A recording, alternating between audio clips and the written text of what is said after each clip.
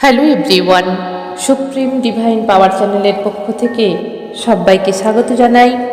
আশা করছি আপনারা সবাই ভালো আছেন, খুশি আছেন, আনন্দে ভরে আছেন বা আনন্দে থাকার চেষ্টা করছেন। অবশ্যই করুন, যত বাধাই আসুক আপনার কাছে যে শক্তি আছে সেই শক্তি দিয়ে আপনাকে এগোতেই হবে। তো আমি ভীষণ ভালো আছি, দারুণ আছি। বিভিন্ন টপিক নিয়ে আলোচনা করছি, ইউটিউবের মাধ্যমে আমি প্রচার করছি এবং আপনাদের কাছে পৌঁছে যাচ্ছি, আপনাদের ঘরে ঘরে পৌঁছে যাচ্ছি। আপনারা আমাকে সুন্দরভাবে অ্যাকসেপ্ট করছেন, আমি আপনাদের কাছে ভীষণভাবে কৃতজ্ঞ।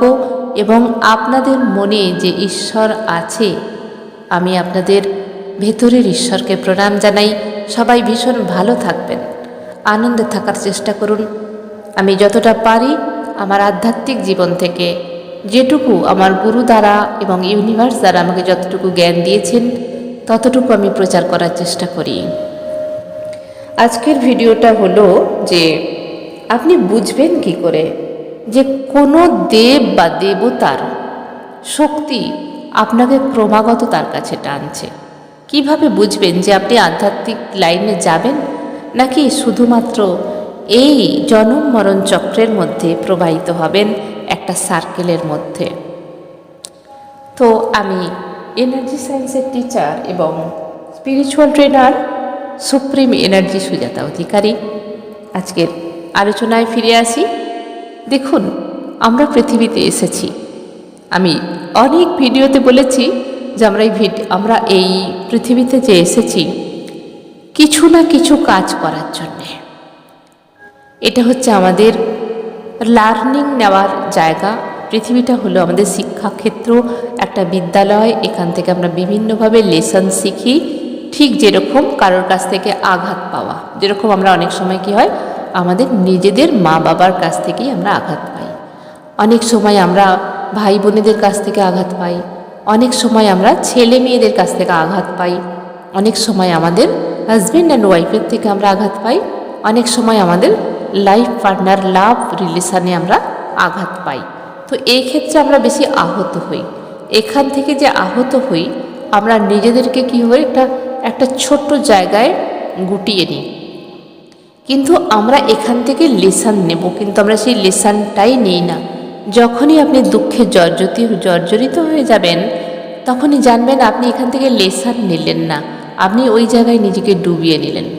যেদিন আপনি লেসন নেবেন সেদিন ওখান থেকে আপনি অনায়াসেই উঠতে পারবেন। তো যে কোনো দুঃখ আসুক, যন্ত্রণা আসুক, ধরুন পরিবারে কারোর মৃত্যু হয়েছে, অ্যাক্সিডেন্টালি ডেথ বাদ দিন, এটার একটা আলাদা চর্চা। কিন্তু যার এজ হয়ে গেছে বা কেউ বিশাল দুরারোগ্য ব্যাধিতে কষ্ট পাচ্ছেন, যিনি কষ্ট পাচ্ছেন পরিবারের লোকেরা তো মানতে পারছে না এত কষ্ট সহ্য করা যায় না। কখনো মনে হচ্ছে মানুষটা যদি ভালো হয়ে যেত কত সুন্দর থাকতো, কিন্তু যখন আমরা চোখের সামনে তাকে দেখি ছটপট ছটপট করছে, তখন আমরা ঈশ্বরের কাছে প্রে করি, ঈশ্বর তুলে নাও তুমি, ওর কষ্ট আমরা দেখতে পাচ্ছি না। এবং যারা এজ হয়ে যায়, আমরা কাউকেই আমাদের প্রিয়জনকে আমরা ছাড়তে পারি না, তাই না? কিন্তু তবু আমাদের ছাড়তে হবে, কারণ আমরা এক অলৌকিক সুতোর মধ্যে বাঁধা আছি। এই অলৌকিক ডোর আমরা ছিঁড়তে পারি না ইচ্ছা করলেও। এবং যার অ্যাক্সিডেন্টাল ডেথ হলো বা অচানক স্ট্রোক হয়ে গেল বা গাড়ি অ্যাক্সিডেন্ট হলো, আমরা এরকম অনেক দেখতে পাই। বয়স ভীষণ কম, তার পরিবার আছে, হয়তো ওয়াইফ আছে, বাচ্চা কাচ্চা আছে বা মা বাবা আছে, অসহায় হয়ে যায়। কিন্তু সব জানবেন এই জগতে যা কিছু হচ্ছে সব কিছু তার ইচ্ছেতেই হচ্ছে। এবং আমরা যে আসি, ধরুন আমরা কোনো প্রিয়জনকে হারালাম, ভালো করে বুঝে দেখুন, মনে করুন আমাদের পরিবারের আমরা কাউকে হারালাম, তো যে চলে গেল সে কি বুঝতে পারছে যে কি হারালাম? কিন্তু আমরা যারা পরিবারে এখনো বেঁচে আছি আমরা কষ্টটা পাচ্ছি। মনে করুন আমরা যারা কষ্ট পাচ্ছি, বলা যায় না আমরাও তো হঠাৎ করে চলে যেতে পারি। তো আমরাও কি যেতে চাই? সহজে যেতে চাই না, কিন্তু এটা ফ্রি নির্ধারিত। মনে রাখবেন, ঈশ্বর এখানে কিছুই চায় না আমরা কবে আসব কবে যাব, এটা সম্পূর্ণ আমরাই ডেটটা ফিক্সড করে আসি। এটা বহুত ডিপার লেভেলের কথা আমি বললাম স্পিরিচুয়ালিটিতে। এই সমস্ত জ্ঞান আপনি পাবেন যদি আপনি ডিপার স্পিরিচুয়ালিটিতে আসেন এবং এনার্জি ওয়ার্ল্ডের সঙ্গে যুক্ত হন ধ্যান মেডিটেশনের মাধ্যমে, অবশ্যই আপনার গুরু দীক্ষা প্রয়োজন। তো আমরা কিন্তু ডিসাইডেড আমরা কবে এই পৃথিবীতে জন্মগ্রহণ করব এবং কত দিনের জন্য আসবো এবং কবে আমাদের যাওয়ার টাইম। সে হতে পারে অ্যাক্সিডেন্টাল ডেথ, হতে পারে ন্যাচারাল ডেথ, কিন্তু সেগুলো আমরা এই পৃথিবীতে যারা বেঁচে আছি, আমরা মায়ার বন্ধনে বেঁধে আছি, এক অলৌকিক সুতোয় বেঁধে আছি। আমরা সেই মায়ার পর্দা চোখে পড়ে আমরা বুঝতেই পারছি না যে আমরা কি হারালাম বা এটা কেন হলো। আমরা কিন্তু সেই মায়াতেই ডুবে আছি। এটা মায়া এত এত কঠিন, মায়া এতটাই শক্তিশালী যেখান থেকে আমরা ছেড়ে বেরোতে পারি না, তাই আমাদের জীবনে এত কষ্ট, তাই না? তো আমার আজকের আলোচনা কিন্তু এটা নয়। আমার আলোচনা হলো আমরা যারা এই পৃথিবীতে এসেছি, তো আমরা বুঝবো কেমন করে যে আমি আধ্যাত্মিক লাইনে যাব, নাকি কোন শক্তির উপাসনা করব, কোন দেবদেবীর পূজা করব, কিভাবে জানতে পারবো? দেখুন, এই পৃথিবীতে আসা হচ্ছে জন্ম মরণের চক্র। শুধুমাত্র যদি আমরা খাবার জন্য বেঁচে থাকি এবং আমরা বংশ বিস্তার করার জন্য থাকি এবং ওয়েট করি যে আমাদের এই এত বছর বয়স হয়ে গেল, এরপরে আমাদের যাওয়ার টাইম আসবে, শুধুমাত্র খাওয়া, বেঁচে থাকা আর কিছু সংসারের দায়িত্ব কর্তব্য কিছু করা, বাচ্চা তৈরি করা, তো শুধুমাত্র যদি এই লেভেলে, 3টে লেভেলে যদি আমরা বেঁচে থাকি, তাহলে পশু এবং মানুষের মধ্যে কোনো তফাৎ রইল না। কারণ পশুরা শুধুমাত্র এই কাজগুলোই করে। 84 লক্ষ যোনি পার করার পর মনুষ্য জন্ম আমরা পাই। নিশ্চয়ই তো কিছু আলাদা কিছু আছে যা আমরা হয়তো বুঝতে পারি না বা বুঝতে চাইও না। দুটোর যে কোনো একটা হবে। হয় আমরা মায়ার বন্ধনে এতটাই অটুট হয়ে আছি, আমরা বুঝতে চাইছি না, এই সংসারের বাইরে আমরা যেতে চাইছি না, কারণ আমরা এই মায়ার বন্ধনে, মায়া আমাদের এতটা সুখে আষ্টে পিষ্টে বেঁধে রেখেছে, যেখানে যৌবন সুখ, যেখানে সেক্সুয়াল সুখ, যেখানে আড়ম্বর, গাড়ি বাড়ি, বিলাসিতা, জামা কাপড়, খাওয়া দাওয়া, এত কিছু বিলাসিতা, এখান থেকে আমরা বাইরের কথা ভাবতেও পারি না। এই সুন্দর মোড়কের মধ্যে আমরা থাকি। আবারও এখানে আমি বলতে চাই যে এই পৃথিবীতে বাঁচতে গেলে এগুলো আমাদের সবটাই চাই, কিন্তু তবুও এখানে থেকে আমরা কি করব? পদ্মপাতার মতো হব। পদ্মপাতা জলে থেকেও জল টাচ করতে পারে না পদ্মপাতাকে, জল ধরতেই পারে না। ঠিক আমাদেরও বাঁচতে গেলে এই সমস্ত কিছু প্রয়োজন। টাকা পয়সা, যাতে করে আমরা বাচ্চাদের ভালোভাবে এডুকেশন দিতে পারি, ভালো লাইফ দিতে পারি। নিজেদের সুস্থভাবে বেঁচে থাকতে গেলে টাকা পয়সা ভীষণভাবে চাই, ঘর বাড়ি চাই, সমস্ত কিছুটাই আমাদের চাই। আমাদের নেক্সট জেনারেশনকেও আগে বাড়াতে হবে, সেই জন্য আমাদের কিন্তু সেক্সুয়াল, আমাদের ফিজিক্যাল হতেই হবে। কিন্তু এখানে বলা হচ্ছে ঠিক যতটুকু প্রয়োজন তোমার ততটুকু ইউজ করো, বাড়তি ইউজ করো না যে কোনো জিনিসে। ধরুন আপনার ব্যাংকে আনলিমিটেড টাকা আছে, কিন্তু আরও চাই। এটা করছেন কার জন্য? আপনার বাচ্চার ভবিষ্যতের জন্য। কিন্তু আপনি আপনার বাচ্চার জন্য তো যতটুকু করেছেন এনাফ ইজ এনাফ। এরপরেও যদি মনে করেন আমি আরও কিছু করবো, তাহলে জানবেন আপনি আপনার নিজের ক্ষতি করছেন। কারণ আপনি যে পৃথিবীতে এসেছেন শুধুমাত্র কিন্তু এই পরিবার পালবার জন্য নয়, আপনার আরও কিছু কাজ আছে। এই পরিবার হলো আপনার কার্মিক। এখানে আপনাকে ডিউটি পালন করতে হবে, যতটুকু আপনার কাজ, যতটুকু যার সঙ্গে আপনি লাগোয়া হতে পারবেন ততটুকুই আপনার কাজ, ডিউটি এখানে করতে হবে। কিন্তু আপনার জন্য আপনি কি করলেন সেটাই হলো আসল কথা। মেন কথা হলো এই পৃথিবীতে এসে আমরা আমাদের পরিবারের মধ্যে থেকে আমাদের ডিউটি পালন করে যতটুকু করার কর্তব্য করার পরেও আমরা আধ্যাত্মিক চেতনায় নিজেকে লিপ্ত করব, সেটাই হলো আমাদের মেন কাজ। কারণ এই পরিবার পরিজন আত্মীয় স্বজন পৃথিবীতে এখানে শুধুমাত্র বডি কনসিয়াসে কাজ হয়, সোল কনসিয়াসে কাজ হয় না। আর বডি কনসিয়াসে যতগুলো কাজ হয় সেগুলো হচ্ছে ঠিক যেরকম আমরা স্টেজে কোনো নাটক দেখি বা কোনো মুভি দেখি, আমরা সেই মুভিতে আমাদের ক্যারেক্টার, আজকে আপনি যে নাম পেয়েছেন ক্যারেক্টার ওয়াইজ নাম পেয়েছেন, আপনি আসলেও কিন্তু সেটা নও, কিন্তু সেটাই খুঁজতে হবে। তো অনেক সময় কি হয়, আমরা শুধুমাত্র 3টে কাজ করি, খাওয়া দাওয়া এবং জেনারেশন বৃদ্ধি এবং তারপরে মরে যাওয়া। এই 3টে ভাবনাই আমাদের ব্রেনের মধ্যে ভীষণভাবে জাগৃত করা থাকে এবং একদিন আমরা এমন সময় আসে বৃদ্ধ হয়ে যাই এবং মারা যাই। তো এখান থেকেও আমাদের বেরোতে হবে। তো অনেক সময় মনে করবেন যে আপনি আধ্যাত্মিক পথে আসবেন কি আসবেন না সেটা কিভাবে বুঝবেন, এবং কোন শক্তির উপাসনা করবেন কিভাবে বুঝবেন। অনেক সময় হয় কি, আমরা ফ্যামিলির সঙ্গে এমনভাবে এঁটে যাই, এমনভাবে জড়িয়ে যাই, সেখান থেকে বেরোবার আমাদের রাস্তা থাকে না। অনেক সময় জয়েন্ট পরিবার থাকে, অনেক সময় ওয়ার্কিং থাকি আমরা, আমাদের বাচ্চা কাচ্চা মানুষ করতে হয়, এছাড়া অনেক আমাদের বাবা মা শ্বশুর শাশুড়ি হয়তো বৃদ্ধ থাকে, আমরা সেখান থেকে বেরোতে পারি না, এমন কিছু সেখানে ডিউটি রয়ে যায়।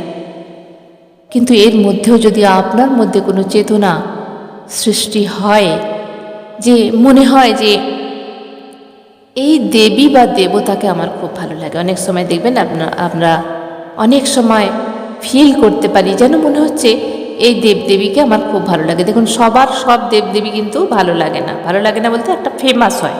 অনেক সময় কেউ শিবজির ভক্ত হয়, কেউ কালী মাতার ভক্ত হয়, কেউ দুর্গা মাতার ভক্ত হয়, কেউ বা নারায়ণজির ভক্ত হয়, কেউ গোপালের সেবা করেন। তো কোনো কোনো মানুষের মধ্যে একটা বিশেষ করে দেবদেবীর ছাপ রয়ে যায় এবং কোনো মন্দির তাকে টানে। হনুমানজির মন্দির হতে পারে, হনুমানজির পূজা হতে পারে, তো নারায়ণজির মন্দির হতে পারে, যে কোনো আপনাকে যদি বারবার চেতনার মধ্যে দিয়ে আপনাকে টানে এবং মনে হবে এই মন্ত্রটা শুনি। যদি আপনি মা কালীর উপাসক হতে চান তাহলে দেখবেন মা কালীর পূজা ভালো লাগছে, মা কালীর ফটো ভালো লাগছে, আপনি মা কালীর ফটো নিয়ে এসে বাড়ির মধ্যে হয়তো লাগালেন, কালী মন্দিরে গিয়ে পুজো দিয়ে এলেন, একদিন মনটা চাইছে যে একদিন পুজো দিয়ে আসি, একদিন হয়তো উপবাস থাকলেন, একদিন ব্রত পালন করলেন এবং মন থেকে চাইলেন যে আমি ঘরে একটু মা কালীর ধ্যান করব, বা চোখ বন্ধ করে কিছু হলেই তাকে স্মরণ করছেন, কিছু হলেই একটু কষ্ট পেলে বা কিছু হলে বা মন চঞ্চল হলে তাকে স্মরণ করছেন। চোখ বন্ধ করলে যাকে প্রথম স্মরণে আসবে সেই হলেন আপনার আধ্যাত্মিক দেব বা দেবতা বা দেবী, কারণ সেই ঈশ্বর চাইছেন তার সঙ্গে কানেক্ট করতে। একে বলা হয় সেই শক্তির সঙ্গে আপনাকে কানেক্ট করতে চাইছে, কিন্তু আমাদের ভেতরে একটা পর্দা পড়ে আছে। আমরা হয়তো সেই যে রেডিয়েশন যে আসছে, যে একটা রে ঈশ্বর থেকে আসে আমাদের কাছ পর্যন্ত পৌঁছাচ্ছে না। কিন্তু কখনো কখনো চেতনার মধ্যে সেটা আমরা বুঝতে পারছি যে আমার যেন মনে হচ্ছে আমি একটু পুজো করি, আমার যেন মনে হচ্ছে একটু চোখ বন্ধ করে বসি, আমার যেন মনে হচ্ছে ওই মন্দিরে গিয়ে একদিন পুজো দিয়ে আসি। কখনো হয়তো একা একা দেখবেন মন্দিরে গিয়ে চুপচাপ বসে আছেন। কেন হয় এটা? কারণ আপনার চেতনার সঙ্গে সেই শক্তির কানেক্টিং করা হচ্ছে। কিন্তু আমরা কি করি, বোকার মতো এই পৃথিবীতে শুধুমাত্র মায়া আর মোহের মধ্যে আবদ্ধ হয়ে থাকি। আমি কিন্তু এখানে বারবার বলছি, এই পৃথিবীতে যা কিছু আছে আমাদের এখানে ডিউটি পালন করতেই হবে, এছাড়া আমাদের কোনো উপায় নেই। আমরা সংসার ভাঙতে পারবো না, আমাদের ছেলে মেয়েদের বিসর্জন দিতে পারবো না, আমাদের পরিবারের যে ফ্যামিলি মেম্বার্স আছে সবার প্রতি আমাদের কিছু না কিছু দায়িত্ব কর্তব্য থাকে। কিন্তু জানবেন এর বাইরেও আমাদের হাতে সময় আছে। সময় নেই এ কথা কেউ বলবেন না। আপনি যদি সময়কে সম্মান করেন, সময় আপনাকে অনেক কিছু দেবে। আসলে এর জন্য শিখতে হবে টাইম ম্যানেজমেন্ট। আমার কোর্সের মধ্যে আমি শেখাই কীভাবে টাইম ম্যানেজমেন্ট করবেন। ইচ্ছা থাকলেই কিন্তু আমরা উপায় পেতে পারি, শুধুমাত্র আমরা অজুহাত দিই, অলসতা দেখাই, আজ নয় কাল। তো এইভাবে আমরা সেই ঈশ্বরের সঙ্গে ধীরে ধীরে যদি আমরা কানেক্ট হই, সেই আমাদের পথ দেখাবে এবং ধীরে ধীরে আমরা ঈশ্বরমুখী হতে পারবো। ঈশ্বরমুখী হলে লাভটা কী হবে? দেখুন, আমরা যারা এই পৃথিবীতে এসেছি তারা এই যে বাচ্চাদের জন্য কর্ম করছেন, হাজব্যান্ডের জন্য করছেন, ওয়াইফের জন্য করছেন, মা বাবার জন্য করছেন, এগুলো শুধুমাত্র কার্মিক। কখনো কখনো ওনারা আপনার জন্য করেছিলেন কোনো জন্মে, আপনাকে এই জন্মে শোধ দিতে হচ্ছে, বা এটা কোনো কিছু কারণে আপনাকে এই ডিউটি পালন করতে হচ্ছে। এগুলো কিছুই আপনার সঙ্গে যাবে না। যাবে আপনার চেতন মন, যাবে আপনার সঙ্গে আধ্যাত্মিক কিছু শক্তি, কিছু কর্ম। কার ভালো করলেন, কার জন্য ভালো ভাবলেন, ঈশ্বর চিন্তায় কতটুকু ছিলেন, চেতনাকে কতটা পরিষ্কার করলেন। ঠিক যেরকম সূর্যের ওপর কালো মেঘ, সূর্যটাকে দেখা যায় না, সেই কালো মেঘ সরে গেলে সূর্য ঠিক তেমনিই চমকায়। আপনাদের আমাদের মধ্যে সবার মধ্যে সেই পরমাত্মার বাস। সে মুসলমান হোক, খ্রিস্টান হোক, ইহুদি হোক, হিন্দু হোক, যেই হোক, ভেতরে সবার মধ্যে পরমাত্মা বিরাজ করছেন। এবং সেই পরমাত্মাকে আমরা মায়ার বন্ধনে কালো মেঘ রূপে ঢেকে রেখেছি, সেই জন্য আমরা কিচ্ছু দেখতে পাচ্ছি না। এই কালো মেঘ ধীরে ধীরে আপনি নিজেই পারেন সরাতে, এবং ধীরে ধীরে সেই আধ্যাত্মিকতার সঙ্গে যখন যুক্ত হবেন, ধ্যান মেডিটেশনের মাধ্যমে, মন্ত্র চ্যান্টিংয়ের মাধ্যমে, ঈশ্বর আরাধনায় মুক্ত করে নিজের যে সোল, তাকে মল মুক্ত করুন। মল মানে এখানে মনের মল। আমরা অনেক সময় কি হয়, মনে অনেক দুঃখ, কষ্ট, যন্ত্রণা, হিংসা, লোভ, ক্রোধ, মোহ, মায়া সমস্ত কিছু মনের মধ্যে পুষে রাখি এবং বিভিন্ন কষ্টে আমরা জর্জরিত হয়ে যাই। এগুলোই হলো মনের মল। এই যত মনের মল আমাদের মনের মধ্যে থাকবে, আমরা আমাদের ভেতরে যে ঈশ্বর তত্ত্বকে কখনোই জাগাতে পারবো না। এবং এতে প্রতিক্রিয়া কি হবে, এই মনের মলগুলো ধীরে ধীরে আমাদের শরীরের মধ্যে বাসা বাঁধবে, বিভিন্ন রকম প্রবলেম ক্রিয়েট করে, বিভিন্ন রকম অসুখ করে। তো এগুলোকে বলা হয় দানব শক্তি, এগুলোকে বলা হয় দানব শক্তি, মহারাক্ষস শক্তি, এমনি রাক্ষস শক্তি। এগুলো ধীরে ধীরে যত বেশি, আরও বেশি শক্তিশালী হয়, তত আমাদের বডির মধ্যে বড় বড় রোগ সৃষ্টি হয়। যেমন মারণ রোগ, ক্যান্সার রোগ কোথা থেকে আসে? আমাদের মাইন্ডের যে কষ্ট আছে, যে যন্ত্রণা আছে, সেগুলোই ধীরে ধীরে এফেক্ট আসে আমাদের বিভিন্ন বডি পার্টের মধ্যে। এবং সমস্ত জয়েন্ট পেন তারই কারণ, আমরা কষ্টগুলোকে বের করতে পারি না। তো আমরা যেরকম ঠিক কর্ম করব, সেই ওয়াইজ কিন্তু আমাদের ফল পেতে হয়। এটা কেউ কারোর ফল নেয় না। কারণ আমরা হয়তো অনেক সময় দেখি ওনার সঙ্গে ভালো হচ্ছে, আমার সঙ্গে কেন হচ্ছে না? কারণ দোষ দিয়ে এখানে কোনো লাভ নেই। যে গাছ আমরা পুঁতবো আজকে, সেই গাছের ফলই আমাকে নিতে হবে। চাই আপনি নিম গাছ বসান্ত তেতো পাতা আপনাকেই পেতে হবে, আম গাছ বসান্ত আপনাকে আম ফল পেতে হবে।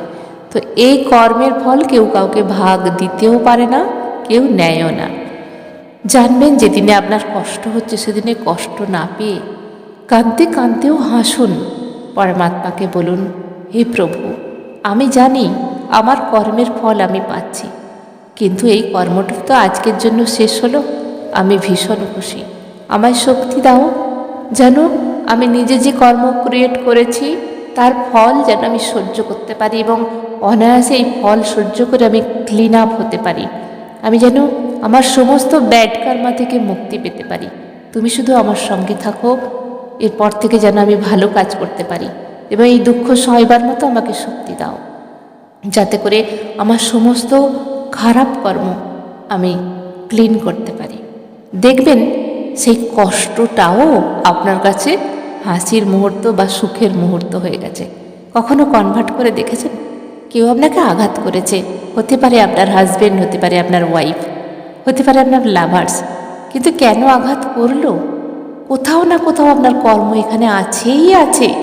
হয়তো আগের জন্মের কর্ম, যে কর্ম আপনি ক্রিয়েট করেছেন, সেটা পেয়ে খুব কষ্ট পাচ্ছেন, ঘরে একা বন্ধ করে নিয়েছেন, কাঁদছেন। পরমেশ্বরকে বলুন যে এই কষ্ট যে আমি পাচ্ছি নিশ্চয়ই আমারই কোনো কর্মের ফল, আমায় শক্তি দাও যেন আমি সইতে পারি, এবং সেই কষ্ট যে ব্যাড কর্ম আমি ক্রিয়েট করেছিলাম, আমার সেটা আজকে খণ্ডন হয়ে গেল। বা বলা যায় না, হয়তো আরও কিছুদিন যেতে পারে, কারণ আমরা কতদিন এই কর্ম করেছি আমরা জানি না। অতএব জানবেন, ব্যাড কর্মা গুড কর্ম, যে ভালো রেজাল্ট, যে শান্তি, যে ভালোবাসা আমরা কারোর থেকে পাই, সেটাও আপনারই কর্মের ফল। আপনাকে কেউ খুব ভালোবাসে, খুব সুন্দর বলল, হতে পারে আপনার আপনার কোনো রিলেটিভস, হতে পারে আপনার কোনো বন্ধু, হতে পারে আপনার লাভার্স, হতে পারে আপনার অপোজিট পার্টনার, হতে পারে আপনার স্টুডেন্ট, হতে পারে আপনার গুরু, হতে পারে আপনার মা বাবা আপনাকে খুব ভালোবাসে। তো এটাও আপনার জানবেন কর্মের ফল, কারোর ফল নয়, আপনার নিজের ফল। তাতে এখানে আমাদের নিজেদের এইভাবে প্রস্তুত করতে হবে, পরমাত্মার সঙ্গে কানেক্টেড হতে হবে। পরমাত্মা সবার মধ্যে আছে, মানুষের মধ্যে, পশুর মধ্যে, পাখির মধ্যে। এবং আপনি যে দেবদেবীকে খুঁজে বেড়াচ্ছেন, যে দেবদেবী আপনার সিম্বলাইজড, যাকে আপনি পছন্দ করেন, শিব রূপে হোক, কালী রূপে হোক, দুর্গা রূপে হোক, নারায়ণ রূপে হোক, গোপাল রূপে হোক, এছাড়া রামজির ভক্ত অনেকে, হনুমানজির ভক্ত, সবার মধ্যেই কিন্তু আছে। আপনাকে শুধু একটা মার্ক করে নিতে হবে, আপনার সোল জানে। তো সোলকে জাগৃত করুন, চেতনা জাগৃত করুন। যদি বুলাওয়া আসে যে হ্যাঁ, আমাকে এই শক্তি আমাকে আকর্ষণ করছে, সেই আকর্ষণের পথ আপনি খুলে দিন। আপনার ভিতরে যে মনোমল আছে, সেই মনোমলকে ধীরে ধীরে পরিষ্কার করুন এবং ঈশ্বরের সঙ্গে জুড়ে যান, কানেক্টেড করুন। এটাই আপনি নিয়ে যাবেন পরবর্তীকালে, পরবর্তী লাইফে। অনেকের কোশ্চেন এখানেই থাকবে, পরবর্তী লাইফ আছে কিনা কীভাবে জানবো? তার অনেক কারণ আছে। জানতে চাইলে আপনারা ইউটিউব সার্চ করুন। এবং যারা আধ্যাত্মিক লেভেলে আসতে চাইছেন, যারা আমার কাছ থেকে শিখতে চাইছেন, তারা অনেক কিছু প্রমাণ পাবেন যে পরের জন্ম, আগের জন্ম আছে কি না, নাকি শুধু এই জন্মটাই শেষ। সমস্ত কোশ্চেনের অ্যান্সার আমি দিতে রাজি আছি। যারা আধ্যাত্মিক লেভেলের সঙ্গে জুড়তে আসছেন, কোনো তর্কের খাতিরে নয়, আমি কারোর সঙ্গে তর্ক করি না।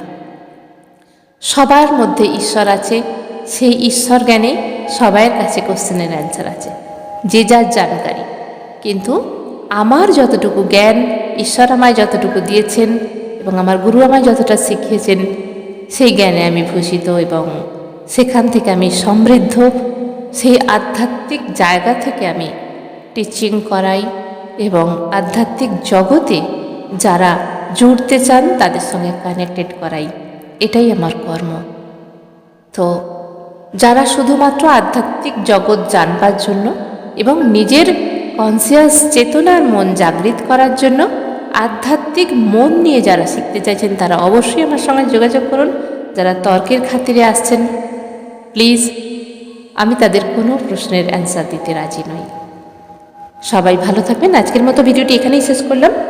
খুব ভালো থাকবেন, আনন্দে থাকবেন, আর অবশ্যই আপনার চেতনাকে জাগৃত করে তুলুন।